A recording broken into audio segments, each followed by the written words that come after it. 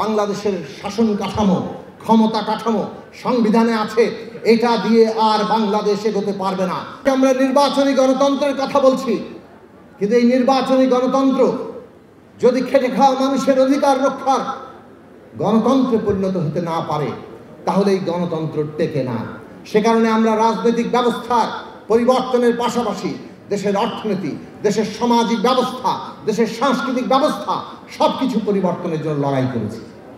হ্যাঁ, আমরা শুরু করেছি রাজনৈতিক ব্যবস্থা পরিবর্তনের জন্য, কারণ এই দেশে ৭২ সালে লক্ষ শহীদ ৭১ সালে রক্ত দিয়ে যে রাষ্ট্র প্রত্যয়ন করেছেন, সেই রাষ্ট্র লক্ষ শহীদের যে আকাঙ্ক্ষা, সাম্য, মানবিক মর্যাদার, সামাজিক ন্যায় বিচার প্রতিষ্ঠা, সেই আকাঙ্ক্ষা অনুযায়ী গড়ে ওঠেনি।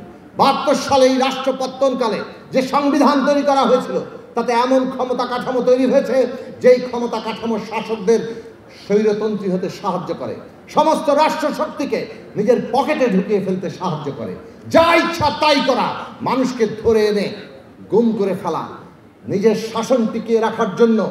সবশেষে আমরা যেটা দেখলাম ২৪-এর গণঅভ্যুত্থানকালে, হেলিকপ্টার থেকে গুলি করে হত্যা করছে, স্নাইপার গান দিয়ে হত্যা করছে, আমাদের শিশুদের হত্যা করেছে, তারা আমাদের তরুণদের হত্যা করেছে, তারা আমাদের বয়স্ক মানুষদের হত্যা করেছে, নারী পুরুষ, এই দেশে বাঙালি, চাকমা, মারমা, এই দেশে হিন্দু, মুসলমান, বৌদ্ধ, খ্রিস্টান প্রত্যেকেই রক্ত দিয়ে প্রমাণ করেছে এই যে বাংলাদেশের শাসন কাঠামো, ক্ষমতা কাঠামো সংবিধানে আছে, এটা দিয়ে আর বাংলাদেশ এগোতে পারবে না।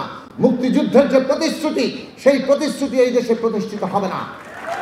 আর সেই কারণে ২৪-এর তরুণরা, আমাদের দেশের ছাত্র, শ্রমিক, জনতা সকলে মিলে মুক্তিযুদ্ধকে, তার আকাঙ্ক্ষাকে ২৪-এ নতুন করে হাজির করেছেন। এই বাংলাদেশ হবে বৈষম্যহীন বাংলাদেশ। কাজেই আমাদেরকে ওই ধারাবাহিকতা রক্ষা করতে হবে। আমরা পরিষ্কার করে বলেছি যে রাজনৈতিক ব্যবস্থাকে যেভাবে সমস্ত লুটপাট আর হত্যাযজ্ঞের হাতিয়ারে পরিণত করা হয়েছে, তাকে বদলাতে হবে। এবং সেটা বদলাতে হলে পুরো ক্ষমতা কাঠামোর খোল নলচে বদল না করে আমরা এক পাও এগোতে পারবো না। ৯০-এর গণঅভ্যুত্থান আমাদের শিক্ষা দিয়েছে। আমাদের রাজনৈতিক জীবনের শুরু হয়েছিল ৯০-এর গণঅভ্যুত্থানের মধ্য দিয়ে। প্রজাতন্ত্র মানে হচ্ছে জনগণের হাতে ক্ষমতা, সেই প্রজাতন্ত্রটাকেই ধ্বংস করে দেওয়া হয়েছে। রাজনীতিতে পরিবর্তন আনতে হবে এবং এই পরিবর্তন সম্ভব। আমরা পরিবর্তন চাই। এই ব্যবস্থা যদি বদল করতে হয়, কোনো একক দলের পক্ষে সেটা সম্ভব না। জনগণের বৃহত্তর ঐক্য ছাড়া এই ফ্যাসিস্ট ব্যবস্থার পতন হবে না। সে কারণে আদর্শিক পার্থক্য সত্ত্বেও যারাই গণতন্ত্রের সাথে লড়াই করতে চেয়েছেন, গণতন্ত্রের জন্য লড়াই করতে চেয়েছেন, বিএনপির মতো রাজনৈতিক দল সহ আমরা বৃহত্তর ঐক্যের উদ্যোগ নিয়েছিলাম। আমরা সেই বৃহত্তর ঐক্য তৈরি করেছি।